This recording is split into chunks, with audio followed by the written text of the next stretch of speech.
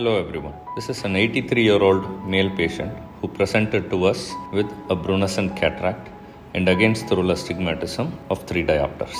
So we decided to do a temporal manual small incision cataract surgery. So as we know, the temporal conjunctiva being very fragile has to be handled very carefully.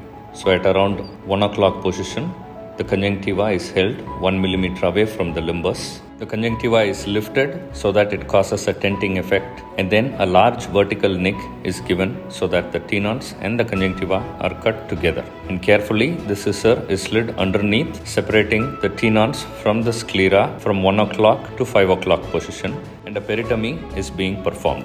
It is very important to note the temporal conjunctiva is very fragile, so careful tissue handling is very important. Using a bevel up crescent, a large incision is made temporally, about 9 mm in size. This is mainly for correcting the astigmatism and also to deliver the large nucleus. Then I place the crescent tip on the left end of the scleral groove and then swipe from left to right a couple of times till I create a plane. So the plane is created, and once I reach the limbus, the crescent is kept heel down, and with wriggling movements, I enter the corneal plane. Once the corneal plane is entered, with swiping movements like round and out movements onto the right side, I create the right side of the sclerocorneal tunnel. And again from the center I start and then I swipe towards the left side, the same round and out movements to create the left side of the tunnel. By starting from the center and doing on either side, I have a uniform tunnel from one end to the other.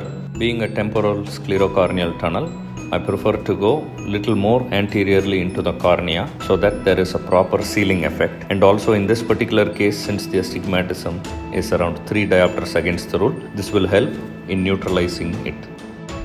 Then using a 1.6 mm side port blade, a paracentesis is made at 11 o'clock position. Diluted intracameral adrenaline is injected in order to achieve maximum mydriasis. The pupil size is around 7 millimeters. Following which, an air bubble is injected, and then tryphan blue is injected pointing downwards so that it paints the anterior lens capsule. And again, I inject a second air bubble so as to spread the dye evenly across the anterior lens capsule. Then viscoelastic is injected into the anterior chamber so as to remove the air bubble without overfilling the anterior chamber. A bevel down keratome is placed horizontally in the external scleral groove and gently slid till it reaches the inner margin of the sclerocorneal tunnel. A dimple is created and the keratome entry is completed from left to right side. It is very important to note the keratome entry movement is not a to and fro movement. Instead, you cut only while going inside. Viscoelastic is again injected into the anterior chamber to remove all the clouding of the dye. Using a bent cystitome, rhexis is then initiated. The anterior lens capsule is punctured exactly in the center and a scratch is done towards the left side, and it is pulled down so as to create a flap. Gently, a blind rhexis is being performed. Once the anterior chamber becomes shallow, never forget to inject viscoelastic. It is very important to maintain the anterior chamber depth if we need to have control over the rhexis size. As there is no underlying cortex or epinucleus, rhexis is a little easier in these cases. It is very important to have a very large rhexis because the nucleus is very dense. You can also notice the nucleus moving while performing the rhexis. This is mainly because the nucleus is very large and very heavy. It's very important to have a large rhexis in these cases. When in doubt, never hesitate. Always give radial cuts across the rhexis margin. In this particular case, the rhexis was very large. Minimal hydrodissection is done on the left side very carefully. We can see the nucleus tilting a little bit upwards on the right side. Viscoelastic is injected to form the anterior chamber, and then using a Sinski's hook, the nucleus is held in the mid-periphery and then hooked into the anterior chamber. Once one pole is outside, keeping the Sinski at the equator or below the prolapsed pole, it is gently lifted and wheeled out into the anterior chamber. Once the entire nucleus is above the iris, viscoelastic is injected underneath the nucleus and injected above the nucleus. As we have a very large tunnel, I am performing a visco delivery of the nucleus. Make sure the visco cannula is fitted tightly and then inject viscoelastic from one corner of the tunnel. While doing so, depress the inner lip so that it facilitates the nucleus delivery.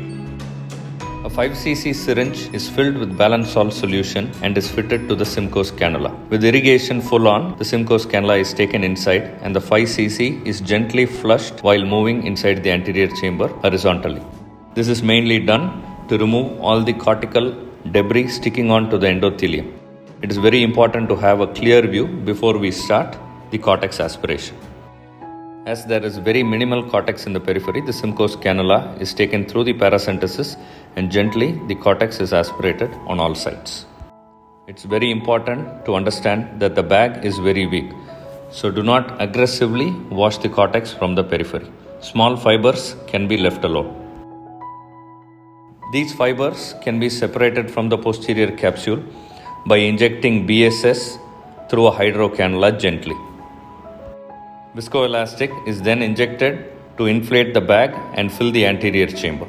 Since the rhexis is very large, I choose to keep a 3-piece acrylic lens. 1/3 of the optic is being held using a lens holding forceps and is introduced into the eye and tilted downwards and pushed forward so that the leading haptic goes into the bag.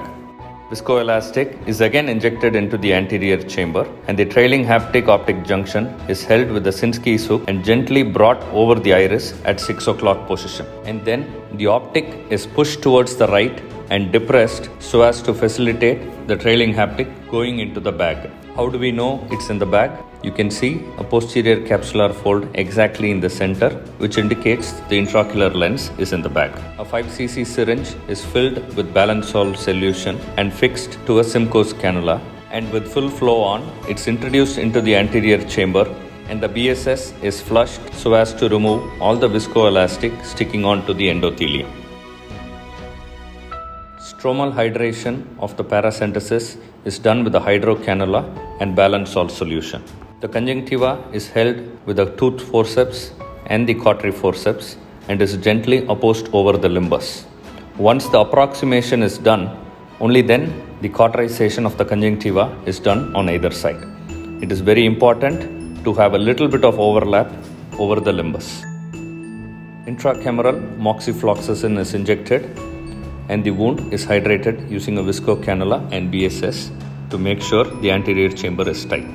To summarize, while operating on hard nucleuses, it is better to have a large sclerocorneal tunnel. While operating on against the rule astigmatism patients, it's better to do a temporal sclerocorneal tunnel. Proper mydriasis and proper capsular staining is very important. A large rhexis is mandatory in order to avoid zonular dialysis or posterior capsular distension syndrome. It's very important to do a slow hydrodissection as the nucleus is very, very large. Liberal use of viscoelastic underneath and above the nucleus so as to protect the endothelium and the posterior capsule. Always flush BSS into the anterior chamber after nucleus delivery so as to remove the cortical debris sticking onto the endothelium. It's better to do a posterior capsular polishing than aggressively trying to remove the cortex with the Simcoe's cannula. In cases with a large rhexis, it is better to use a 3-piece intraocular lens. Always approximate the conjunctiva first and then cauterize the conjunctiva and make sure it overlaps the limbus a little bit. Thank you.